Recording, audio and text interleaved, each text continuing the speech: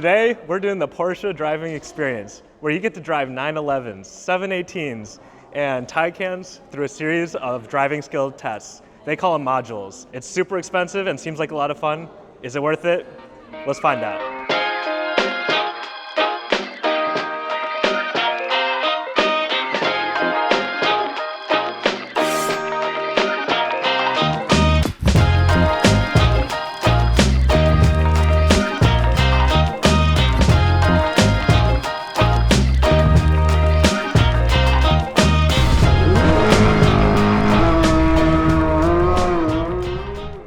So what is the Porsche driving experience? Well, basically it's a 90-minute to 4-hour block of time, depending on what you pay for, where you get to choose the cars you want to drive around their circuit. It consists of 8 different modules ranging from wetted down concrete where you can practice drifting to their 1.3 mile actual race circuit. And you get instruction from experienced drivers.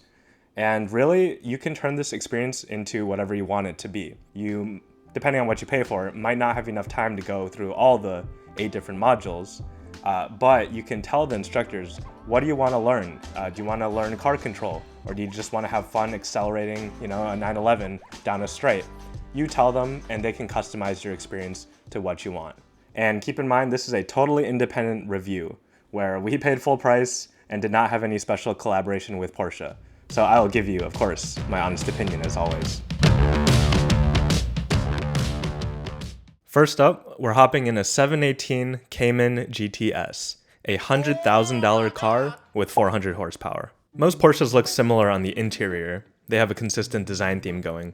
But this one has the Sports Chrono package, which gives it that dash-mounted stopwatch you see there, and important features like launch control and drive mode selection. Our first event was Autocross, where Porsche set up cones and you basically drive around it as fast as you can.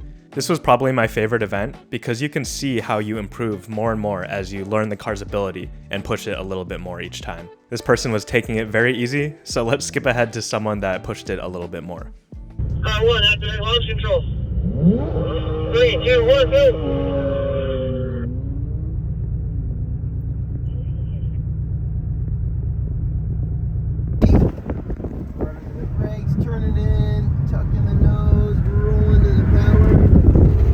I wish I could show you video of me driving, but sadly Porsche does not let you film yourself driving. I guess that's only reserved for, forest outer reviews and not for normies like you and me. No mounted GoPros or anything like that. And they don't have videos that you buy from them either. And this could be a huge bummer for someone who just paid, hundreds to thousands of dollars for this experience and want to document themselves, how they're improving, what they learned. Or even if you say bought this for your friend's birthday and just want to save a memory. And now let's talk about the car. So the 718, of course, is a very nice car, but to be honest, it left something to be desired for such an expensive car. The acceleration is pretty okay. And yeah, maybe I'm biased just coming from electric cars, but now for other cars at similar price points, you can get a little more. The engine sounded great. Love that it's naturally aspirated, no turbo lag or anything like that. The handling left the most to be desired, in my opinion. It still felt a little sluggish when you're doing a tight turn. When we're going around that donut, it's still, the whole body rolls kind of slowly a little bit, like a boat almost.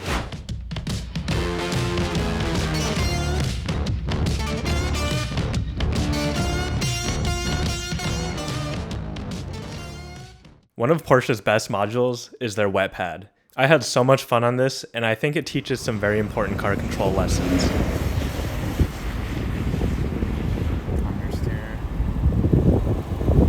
The instructors encourage you to break traction and see what it feels like to spin out, so that you can ultimately learn how to correct it through counter steering and regain control of your car. This was a really fun experience. We only had a few circles around this before we moved on to the next event.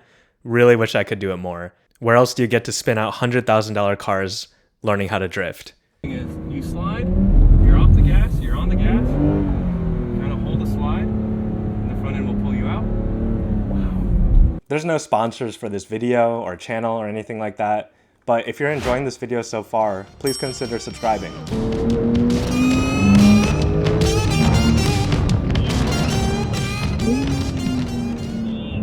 Up next, I hop in a 911 Carrera S to drive around their 1.3 mile track.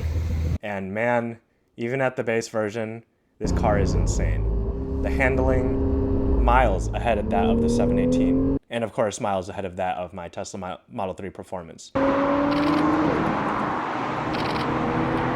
mean, this car is on rails. You just like throw it into a corner, it will respond, it turns on a dime, and yeah. The brakes on the 911 are amazing.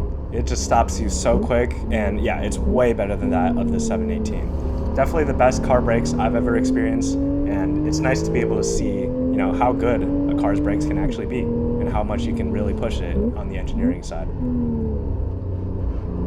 On the acceleration, you know, just like the 718, it was all right. It absolutely did not shock me or anything like that. No, it wasn't that great of an experience for someone that's driven the Model 3 Performance, but it might be a fun ride for someone who hasn't.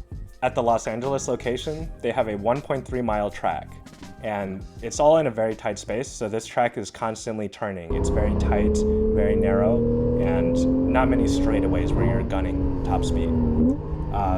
But I will say that was exactly the experience I wanted when I drove a 911.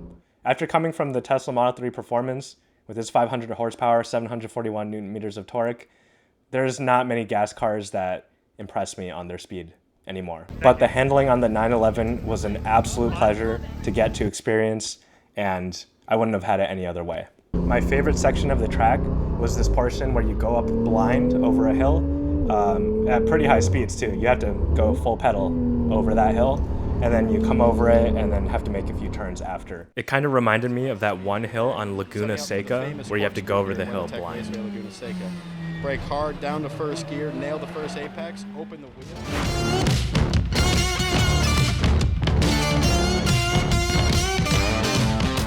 The final thing we did was take a Cayenne off-roading, and this was pretty cool. The car is quite capable, but I definitely prefer the track stuff over this. On this giant hill, the instructors tell you to let go of the brakes and gas pedal, and the car actually knows to keep its grip and stay there in place without you doing anything. Very slowly. Keep cutting it left. Keep left, more left. More left than that. Alright, straighten it out. Cut it more left actually. Cut it more left, more left. Straighten it out.